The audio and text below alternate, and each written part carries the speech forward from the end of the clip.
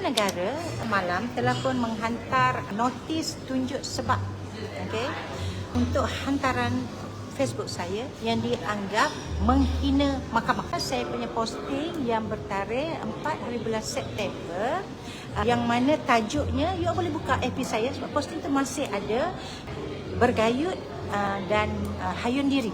Saya tidak pernah ada niat buruk sama ada untuk mempertikaikan kenyataan yang diberikan oleh pakar tersebut. Jadi alhamdulillah mereka menerima, mencatat keterangan saya dengan baik dan saya diberikan masa 7 hari untuk menjawab dakwaan mereka tersebut.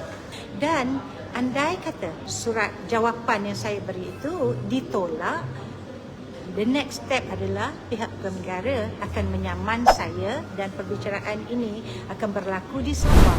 Alhamdulillah, saya telah pun dihubungi oleh tim saya yang berada di Sabah. Beberapa pihak peguam Sabah telah pun menawarkan diri, telah pun ready untuk menjadi peguam saya.